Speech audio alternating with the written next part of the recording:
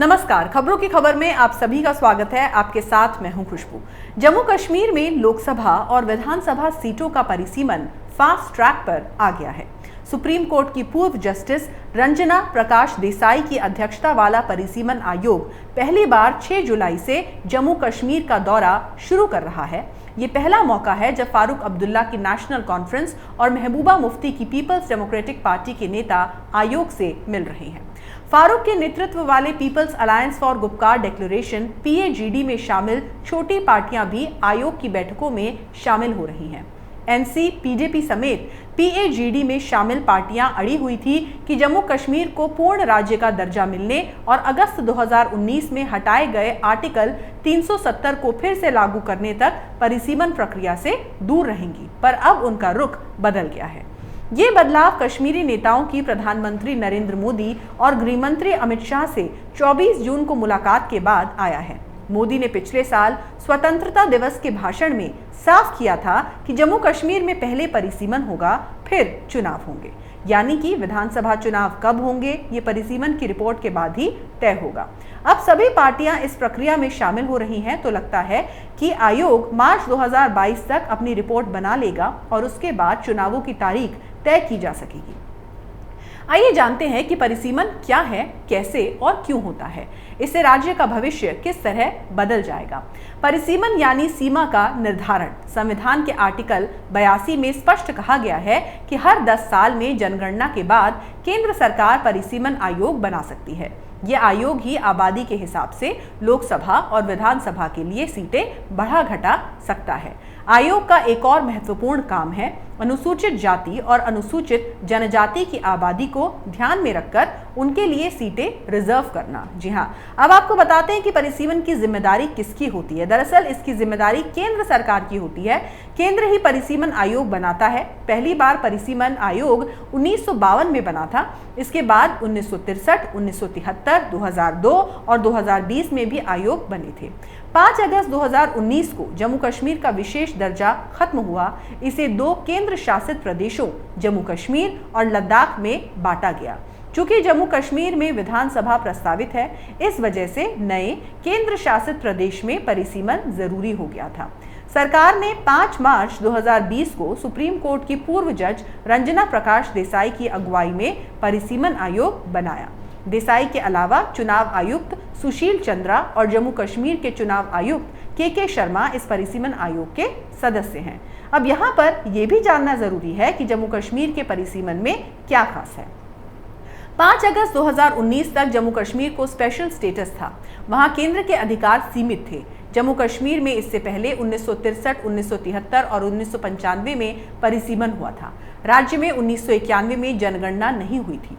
इस वजह से 1996 के चुनावों के लिए 1981 की जनगणना को आधार बनाकर सीटों का निर्धारण हुआ था। जम्मू कश्मीर में परिसीमन हो रहा है, जबकि पूरे देश में 2031 के बाद ही ऐसा हो सकता है। जम्मू कश्मीर में परिसीमन के तहत Jammu Kashmir Reorganisation Act JKRA के प्रावधानों का भी ध्यान रखना होगा। इसे अगस्त 2019 में संसद ने पारित किया था। इसमें अनुसूचित जनजाति के लिए सीटें बढ़ाने की बात भी कही गई है। JKRA में साफ तौर पर कहा गया है कि केंद्र शासित प्रदेश में परिसीमन 2011 की जनगणना के आधार पर होगा। यहाँ पर ध्यान देने वाली बात यह है कि परिसीमन से जम्मू कश्मीर में क्या कुछ बदल जाएगा। राज्य में 7 सीटें बढ़ने वाली हैं। इस समय राज्य में 107 सीटें हैं, जिनमें 24 सीटें पाकिस्तान अधिकृत कश्मीर यानी कि POK में है। 4 सीटें लद्दाख में भी थी, जिसके अलग होने से जम्मू कश्मीर में इफेक्टिव स्ट्रेंथ 83 सीटों की हो जाएगी। पर JKRA के तहत नए जम्मू कश्मीर में 90 सीटें होंगी, यानी पहले से 7 ज्यादा। POK की 24 सीटें मिला दे तो सीटों की संख्या बढ़कर 114 हो जाएगी। 2 साल पहले के जम्मू कश्मीर की बात करें तो जम्मू में 37 सीटें थी और कश्मीर में 46 सीटें।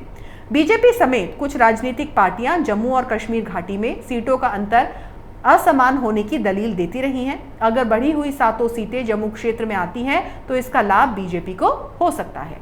इसलिए विरोधी पार्टियां ऐसा किसी भी स्थिति में नहीं चाहेंगी। राज्य को केंद्र शासित प्रदेश बनाने के बाद पहली बार पिछले साल जिला विकास परिषदों डीडीसी के चुनाव हुए। इसमें बीजेपी ने जम्मू क्षेत्र की 6 परिषदों पर कब्जा जमाया, जबकि घाटी में उसकी झोली खाली रही। वहीं नेशनल कॉन्फ्रेंस पीडीपी समेत 7 पार्टियों वाले People's Alliance for Gupkar Declaration PAGD ने घाटी की सभी 9 परिषदों पर कब्जा जमाया था। साफ है कि जम्मू कश्मीर में जम्मू भाजपा का है तो घाटी PAGD में शामिल पार्टियों की। लेकिन यहाँ पर सवाल ये उठता है कि ऐसा क्या हुआ कि कश्मीर की पार्टियां परिसीमन आयोग से बात करने के लिए राजी हो गई। दरअसल जम्मू कश्मीर में बहुत कुछ बदला है। परिसीमन आयोग के एसोसिएट सदस्यों के तौर पर जम्मू कश्मीर के 5 सांसदों को जोड़ा गया था। इसमें 2 सांसद बीजेपी के हैं, डॉक्टर जितेंद्र सिंह और जुगल किशोर। वहीं 3 अन्य सांसद नेशनल कॉन्फ्रेंस के, फारूक अब्दुल्ला, मोहम्मद अकबर लोन और हसनैन मसूदी। फरवरी में जब आयोग ने दिल्ली में बैठक की तो उसमें बीजेपी के दोनों सांसद शामिल रहे, पर नेशनल कॉन्फ्रेंस के सांसदों ने दूरी बना रखी थी। पिछले हफ्ते तक उमर अब्दुल्ला परिसीमन के खिलाफ खड़े थे, पर 24 जून को 3 साल में पहली बार पीएम मोदी और गृह मंत्री अमित शाह ने जम्मू कश्मीर के क्षेत्रीय नेताओं से मुलाकात की थी। इसके बाद हालात बदले हैं। आयोग ने भी एक पहल की है। वो पहले सिर्फ सांसदों से बात कर रहा था, पर अब उसने पिछले साल की जिला विकास परिषदों डीडीसी के चुनावों में शामिल सभी पार्टियों के प्रतिनिधियों से मिलने का फैसला किया। इससे पीडीपी और अन्य पार्टियों को भी आयोग के सामने अपना पक्ष रखने का मौका मिला। जब बात परिसीमन की हो रही है तो अब आपको फारूक अब्दुल्ला सरकार की साजिश के बारे में बताना भी जरूरी हो जाता है, जो उसने परिसीमन पर की। जम्मू और कश्मीर की राजनीति में आज तक कश्मीर का ही दबदबा रहा है, क्योंकि विधानसभा में कश्मीर की विधानसभा सीटें जम्मू के मुकाबले ज्यादा है। ऐसे में स्वाभाविक है कि सरकार कश्मीर से और कश्मीर की ही बनती है, जम्मू से या जम्मू की नहीं। कश्मीर में 2 परिवार हैं, एक शेख अब्दुल्ला का परिवार और दूसरा मुफ्ती मोहम्मद सईद महबूबा मुफ्ती का परिवार। ये दोनों ही परिवार बारी बारी जम्मू और कश्मीर पर विधानसभा के इसी गणित के आधार पर राज करते रहे हैं। इस राज को आगे भी जारी रखने के लिए ये दोनों ही परिवार नहीं चाहते थे कि कभी परिसीमन हो, इसीलिए उन्होंने हर 10 साल में राज्य में परिसीमन कराने को टाला। इसी सत्ता की साजिश के तहत साल 2002 में नेशनल कॉन्फ्रेंस की अब्दुल्ला सरकार ने विधानसभा में एक कानून लाकर परिसीमन को साल 2026 तक रोक दिया है।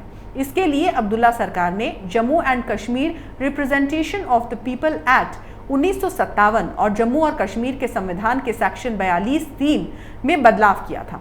सेक्शन 42(3) के बदलाव के मुताबिक साल 2026 के बाद जब तक जनसंख्या के सही आंकड़े सामने नहीं आते, तब तक विधानसभा की सीटों में बदलाव करने पर रोक रहेगी। साल 2026 के बाद जनगणना के आंकड़े साल 2031 में आएंगे, इसलिए जम्मू और कश्मीर की विधानसभा के विधेयक के अनुसार 2031 तक परिसीमन टल चुका है। परिसीमन में सबसे बड़ी रुकावट फारूक अब्दुल्ला सरकार का ये विधायक ही है। हालांकि केंद्र के संशोधन के बावजूद देश के अन्य राज्यों में 2002 की जनगणना के आधार पर परिसीमन हो चुका है, मगर जम्मू और कश्मीर इससे अछूता है, क्योंकि वहां की विधानसभा में मौके का लाभ उठाकर खुद भी ये प्रस्ताव विधानसभा में पास कर दिया। फारूक अब्दुल्ला सरकार के इस फैसले के खिलाफ जम्मू की पैंथर पार्टी के नेता भीम सिंह ने सुप्रीम कोर्ट में एक याचिका दायर की थी, लेकिन 2010 में सुप्रीम कोर्ट ने इस याचिका को खारिज कर दिया। जिस तरह से पीएम मोदी ने यह ऐलान किया था कि जम्मू कश्मीर में पहले परिसीमन होगा, उसके बाद ही चुनाव होंगे, तो जम्मू कश्मीर में परिसीमन की प्रक्रिया 5 अगस्त 2019 को पारित जम्मू कश्मीर पुनर्गठन अधिनियम के तहत ही अपना ली गई थी। पुनर्गठन अधिनियम के तहत जम्मू कश्मीर राज्य 2 केंद्र शासित प्रदेशों जम्मू कश्मीर और लद्दाख में पुनर्गठित हो गया। ऐसे में पूर्व जस्टिस रंजना प्रकाश देसाई के नेतृत्व में जम्मू कश्मीर में परिसीमन का काम शुरू हुआ। इससे पहले 1995 में परिसीमन का काम हुआ था। जम्मू कश्मीर में परिसीमन की प्रक्रिया को लेकर सियासी सरगर्मियां इसलिए तेज हुई क्योंकि इससे सियासी भविष्य पूरे तरीके से प्रभावित होगा। तयशुदा नियमों के मुताबिक अगर परिसीमन हुआ तो जम्मू कश्मीर में सत्ता और राजनीतिक समीकरण पूरे तरीके से बदल जाएंगे। ये परिसीमन जम्मू बनाम कश्मीर या सिर्फ सीटों की संख्या बढ़ाने या उनके स्वरूप में संभावित बदलाव तक सीमित नहीं है, बल्कि अनुसूचित जनजातियों, अनुसूचित जातियों के लिए विधायिका में आरक्षण को भी सुनिश्चित बनाएगा। जम्मू कश्मीर में चुनाव बेहद जरूरी है, क्योंकि वहां चुनावों के बाद ही लोकतंत्र मजबूत होगा और अमित शाह ने इस बात का ऐलान पहले ही कर दिया था कि वो जम्मू कश्मीर में लोकतंत्र को मजबूत करके रहेंगे। अगर आपको हमारा वीडियो पसंद आया तो इसे लाइक करें, शेयर करें और कैपिटल टीवी को सब्सक्राइब करें। नमस्कार।